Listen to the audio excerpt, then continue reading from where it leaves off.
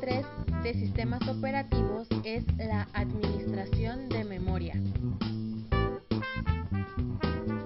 A continuación, se conocerá su definición.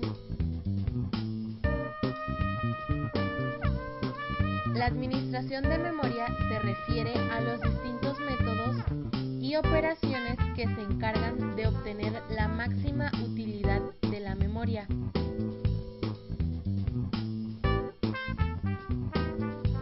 Para poder comprender cómo se administra la memoria es necesario conocer primero qué es la memoria principal, la cual es la memoria interna del sistema informático, con direcciones accesibles por los programas.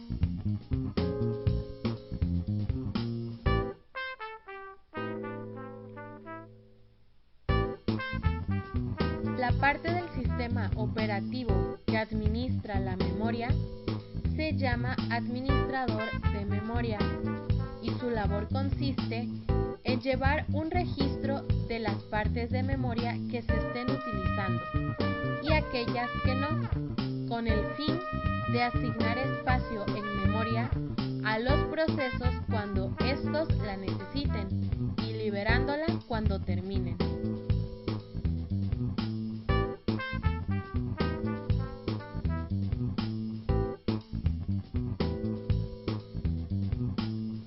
El sistema operativo debe llevar a cabo una política de espacio de asignación de memoria.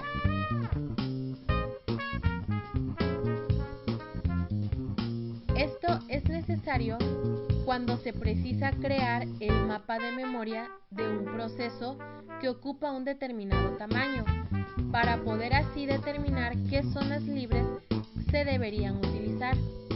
Esto con el fin de lograr conjugar los siguientes aspectos: el buen aprovechamiento de la memoria y el algoritmo de decisión eficiente. Entre las políticas de asignación de memoria se tienen FIFO, First In, First Out. Los procesos se despachan de acuerdo a su tiempo de llegada a la cola de procesos. Si un proceso llega al procesador, sale hasta que termine. La política FIFO actualmente no se usa como el esquema principal de un sistema, pero sí, por ejemplo, cuando se usa una política de prioridades y hay procesos con la misma prioridad. A esto se les podría aplicar FIFO.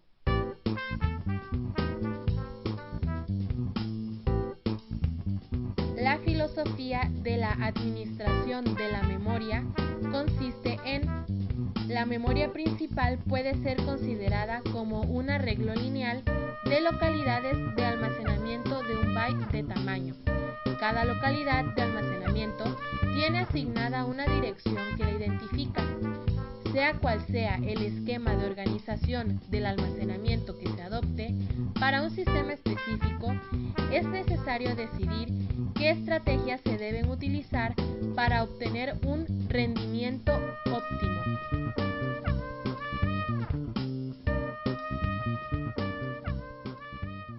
La memoria real o memoria principal es en donde son ejecutados los programas y procesos de una computadora, y es el espacio real que existe en memoria para que se ejecuten los procesos.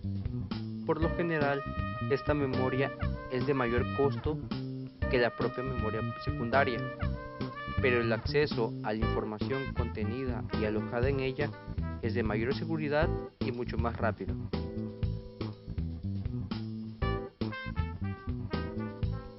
La organización y administración de la memoria real de un sistema operativo ha sido y es uno de los factores más importantes en el diseño de los sistemas operativos.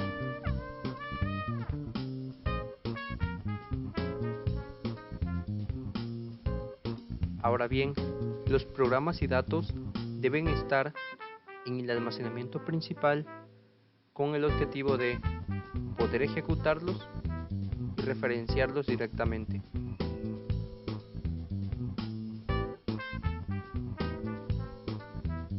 Ahora bien, Tenemos también la administración del almacenamiento. El sistema operativo abstrae las propiedades físicas de los dispositivos de almacenamiento y define una unidad de almacenamiento lógico, a lo cual se le denomina el archivo. Un archivo es una colección de información relacionada y bien definida por su creador. Comúnmente los archivos representan programas y datos. Ahora bien, los archivos de datos pueden ser numéricos, alfabéticos, alfanuméricos o binarios. Las computadoras pueden almacenar esta información en diferentes tipos de medios físicos, dentro de los cuales se encuentran los discos magnéticos, los ópticos y las cintas magnéticas, que son habituales. Ahora bien, tenemos las estrategias de administración de memoria. Estas están dirigidas a la obtención del mejor uso posible del recurso del almacenamiento principal. A su vez, estas se dividen en las siguientes categorías, las cuales son las estrategias de búsqueda, estrategias de colocación y estrategias de reposición.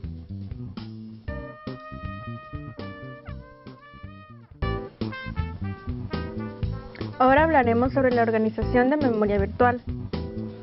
La memoria virtual es una técnica para proporcionar la simulación de un espacio de memoria mucho mayor que la memoria física de una máquina.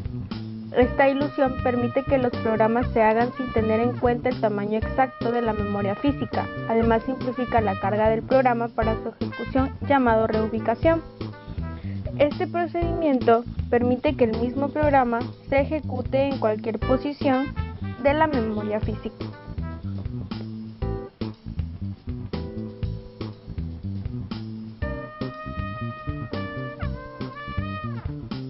Almacenamiento virtual significa la capacidad de direccionar un espacio de almacenamiento mucho mayor que el disponible en el almacenamiento primario de determinado sistema de computación.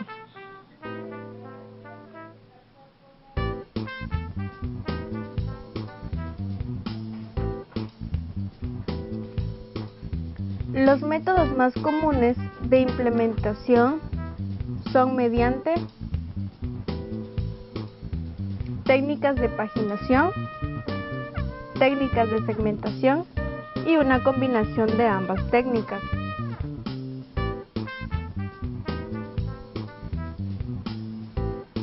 Las direcciones generadas por los programas en su ejecución no son necesariamente aquellas contenidas en el almacenamiento primario o memoria real, ya que las direcciones virtuales suelen seleccionarse dentro de un número mucho mayor de direcciones que las disponibles dentro del almacenamiento primario.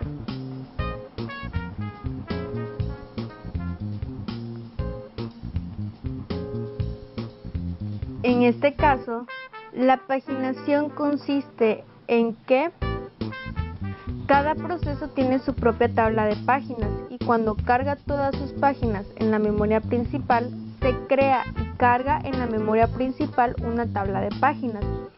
Cada entrada de la tabla de páginas contiene el número de marco de la página correspondiente en la memoria principal. La segmentación permite al programador contemplar la memoria como si contara de varios espacios de direcciones o segmentos. Los segmentos pueden ser de distintos tamaños, incluso de forma dinámica. Las referencias de la memoria constan de una dirección de la forma número de segmento, desplazamiento.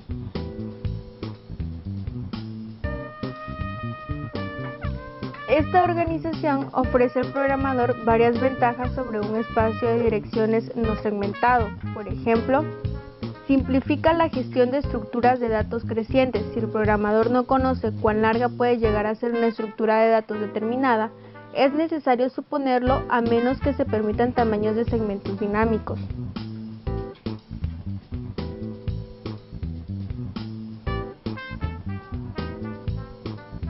Dos, permite modificar y recopilar los programas independientemente, sin que sea necesario recopilar o volver a montar el conjunto de programas por completo. Se presta la compartición entre procesos. Un programador puede citar un programa de utilidades o una tabla de datos en un segmento que puede ser referenciado por otros procesos. Y por último, se presta a la protección, puesto que un segmento puede ser construido para albergar un conjunto de procedimientos y datos bien definidos. El programador o administrador del sistema podrán asignar los permisos de acceso de la forma adecuada.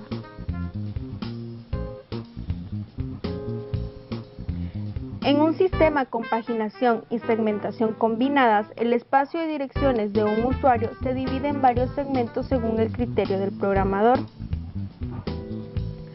Cada segmento se vuelve a dividir en varias páginas de tamaño fijo, que tienen la misma longitud que su marco de memoria principal.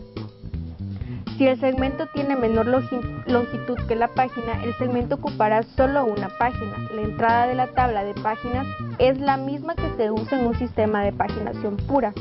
Cada número de páginas se convierte en el número de marco correspondiente si la página está presente en la memoria.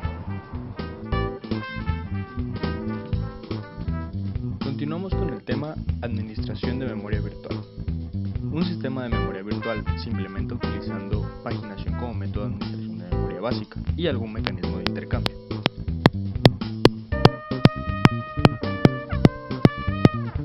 Las rutinas de administración de almacenamiento del sistema operativo deben tomar la decisión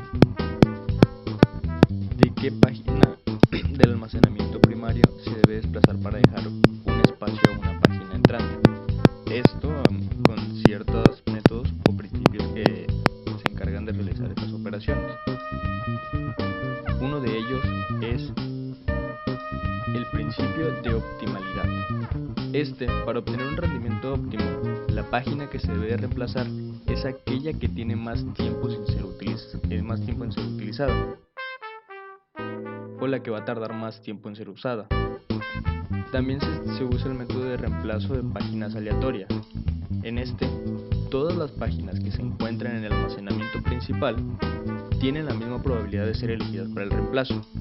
Esta estrategia podría seleccionar cualquier página para ser reemplazada, incluyendo la siguiente página, la que se hará referencia.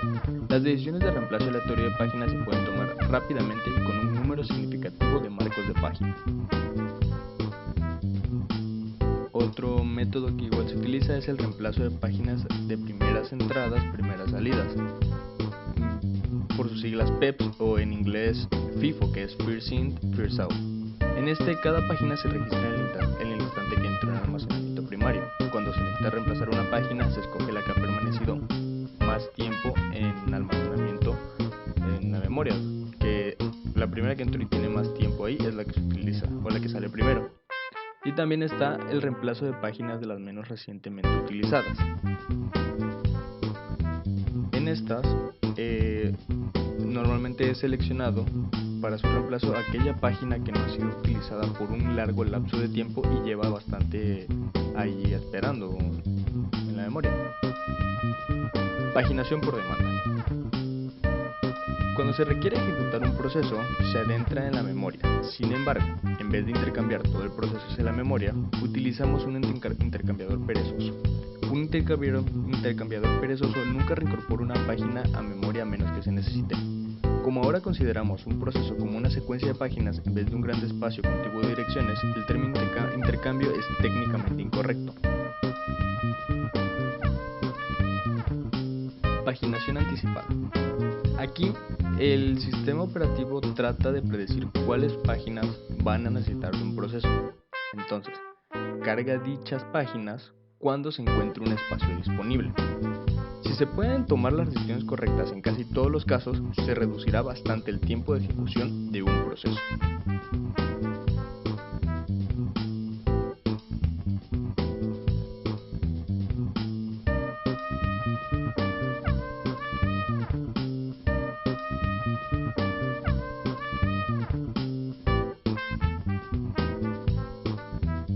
Carga anticipada.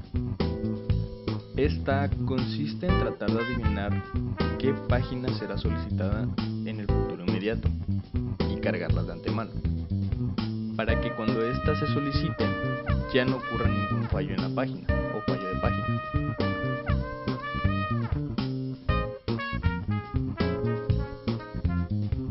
liberación de página. Se puede permitir una liberación voluntaria de página para liberar el marco de la página cuando ya no necesitará de esa página. El inconveniente es que la incorporación de mandatos de liberación de páginas dentro de los programas de usuario puede ser peligrosa y retrasar el desarrollo de algunas aplicaciones.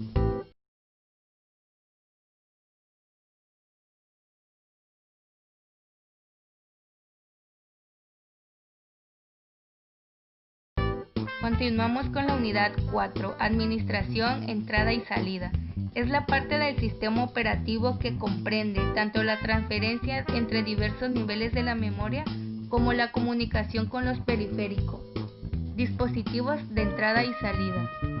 Estos se pueden clasificar en dos grandes categorías: dispositivos de bloque, dispositivos de carácter.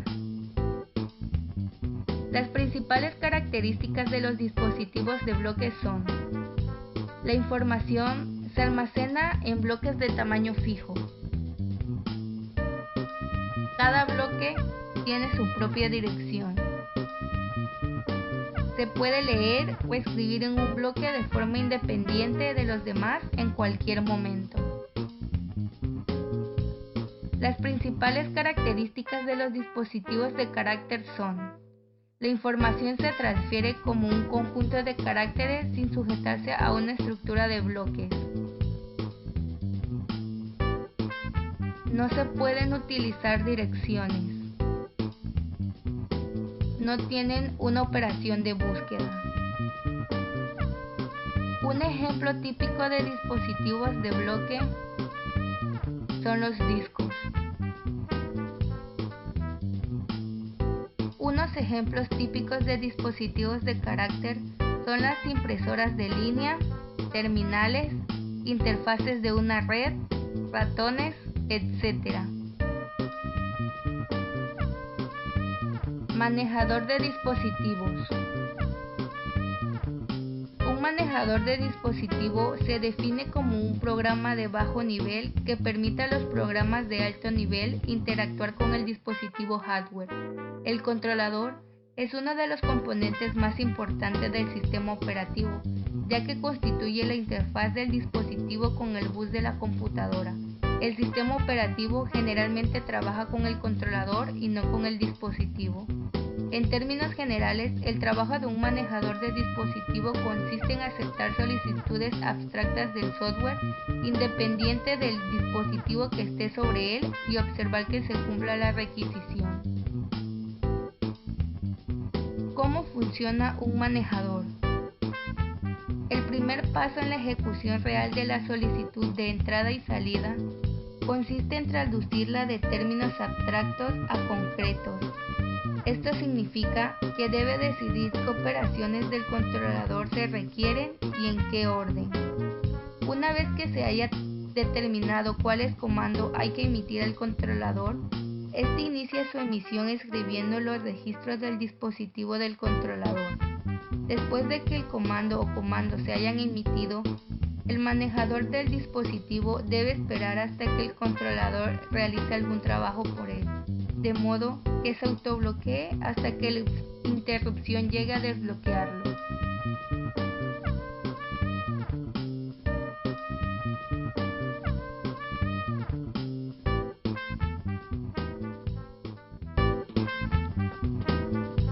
Mecanismos y funciones de los manejadores de dispositivos. El controlador es uno de los componentes más importantes desde el punto de vista del sistema operativo, ya que este constituye la interfaz del dispositivo con el bus de la computadora y es el componente que se ve desde la CPU.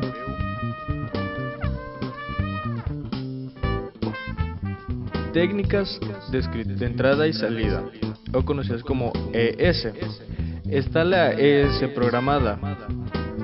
El procesador emite una orden de entrada y salida de parte de un proceso a un módulo de ES. El proceso espera que termine la operación antes de seguir. También tenemos la ES dirigida por interrupciones. El procesador emite la orden de entrada y salida de parte de un proceso. Este continúa con la ejecución de instrucciones siguientes y el módulo de escritura y salida lo interrumpe cuando completa su trabajo. Las instrucciones siguientes pueden ser del mismo proceso si no es necesario que éste espere la terminación de la entrada y la salida. En otro caso, el proceso suspende a la espera de la interrupción mientras se realiza otro trabajo.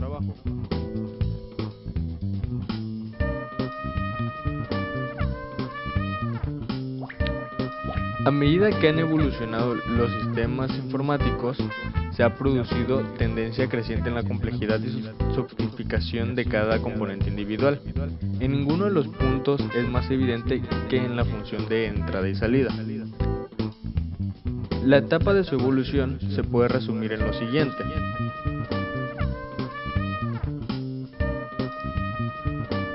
El procesador tiene un control directo sobre los dispositivos periféricos.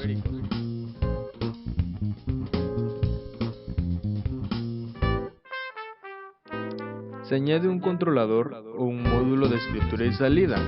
El procesador utiliza las entradas y las salidas programadas sin interrupciones. Se añade un controlador o módulo, pero empleándose interrupciones. El módulo de escritura y salida recibe el control directo de la memoria a través de DMA, acceso directo a la memoria. Ahora puede mover un bloque de datos a la memoria o desde la misma sin que intervenga el procesador. Se mejora el módulo de escritura y salida hasta llegar a ser un procesador separado con conjunto de instrucciones especializadas para entrada y salida. Tenemos funciones generalmente realizadas por el software independiente del dispositivo. Estas son: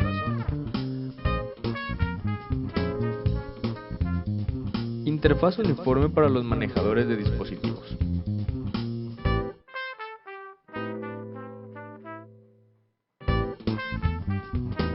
Nombres de los dispositivos.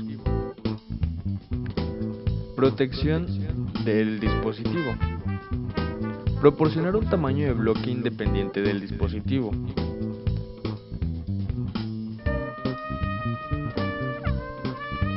Uso de buffer. Asignación de espacio en los dispositivos por bloques.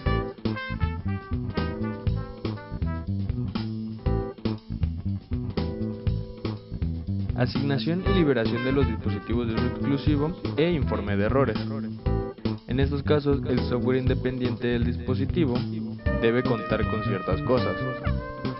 Por ejemplo, tiene que ocultar los niveles superiores, los diferentes tamaños de sector de los distintos discos.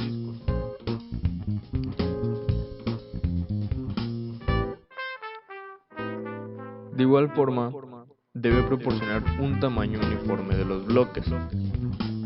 Por ejemplo, tiene que considerar varios sectores físicos como un solo bloque lógico.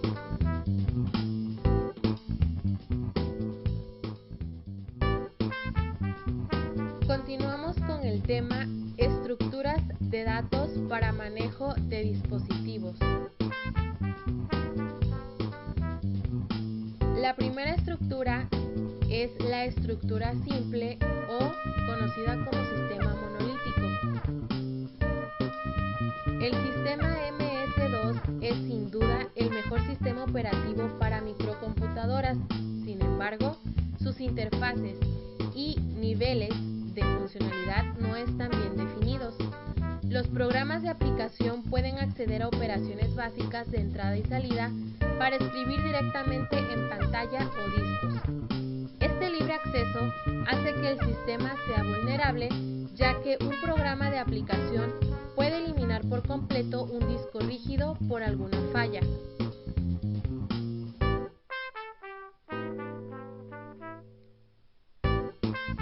Otra estructura simple es la utilizada por la versión original de Unix. Esta consiste de dos partes separadas, el kernel y los programas de sistemas. El kernel fue posteriormente separado en manejadores o drivers de dispositivos y una serie de interfaces. El kernel provee el sistema de archivos, la programación de CPU, el administrador de memoria y otras funciones del sistema operativo que responden a las llamadas del sistema en un cierto enunciadas anteriormente.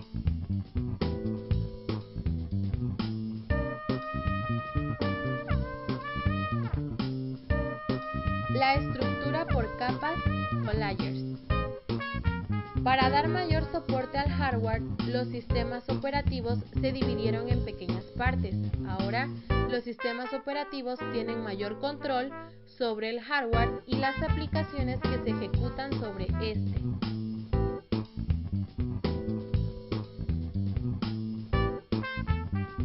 La modularización de un sistema se puede presentar en varias formas. La más utilizada es la de capas, la cual consiste en dividir al sistema operativo en un número de capas. La capa de menor nivel es del hardware y la de mayor nivel es la interfaz con el usuario. La principal ventaja es que cada capa cumple con una serie de funciones y servicios que brinda a las otras capas. Esto permite una mejor organización del sistema operativo y una depuración más fácil de este.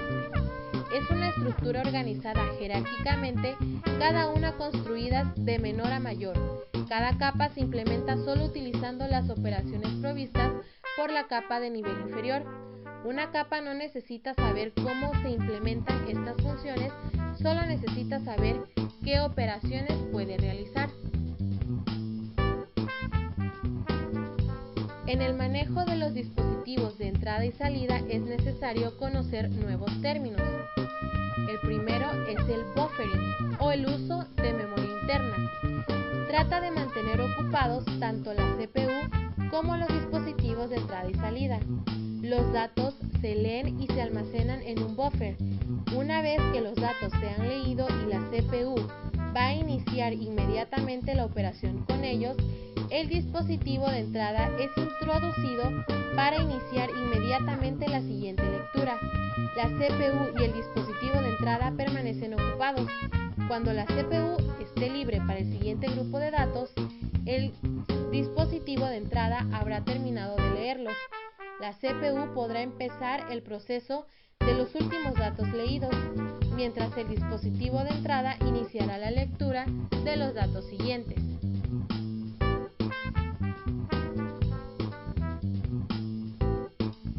El siguiente término es spooling. Esta forma de procesamiento se denomina spooling. Utiliza el disco como un buffer muy grande para leer tan por delante como sea posible de los dispositivos de entrada y para almacenar los ficheros hasta que los dispositivos de salida sean capaces de aceptarlos. Es una característica utilizada en la mayoría de los sistemas operativos.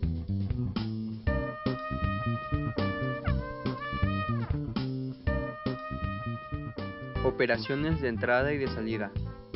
Cuando se utiliza acceso directo a memoria, es el controlador el que se encarga directamente de transferir los datos entre el periférico y la memoria principal, sin requerir la intervención alguna por parte del procesador. Esta técnica funciona de la siguiente manera. Cuando el procesador desea que se imprima un bloque de datos, este envía una orden al controlador indicándole la siguiente información.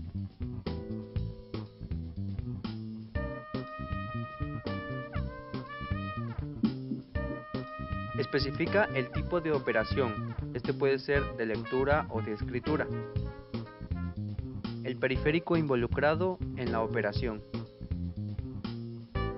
La dirección de memoria desde la que se va a leer o la que se va a escribir directamente con el controlador de dispositivo.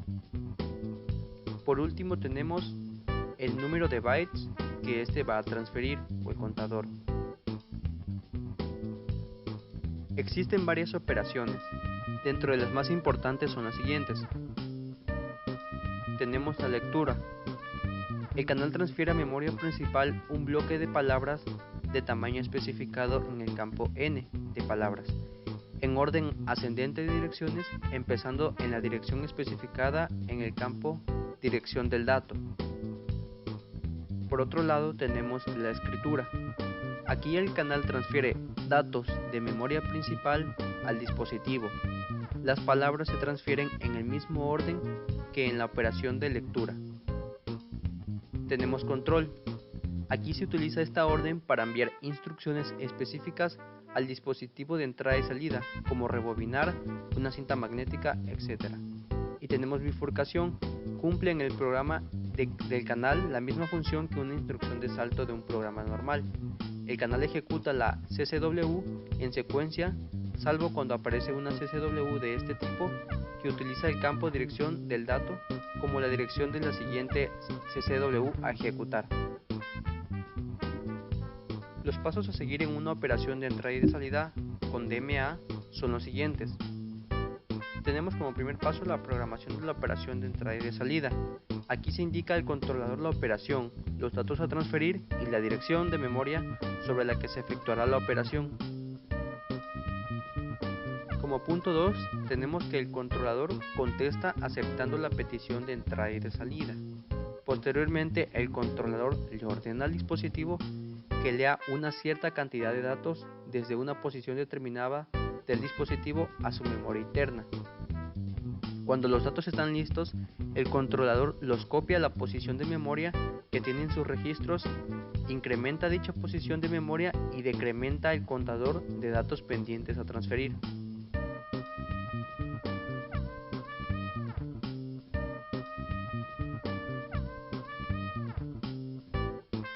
Ahora bien, los pasos 3 y 4 se repiten hasta que no puedan más datos por leer. Cuando el registro de contador está a 0, el controlador interrumpe a la CPU para indicar que la operación de DMA ha terminado.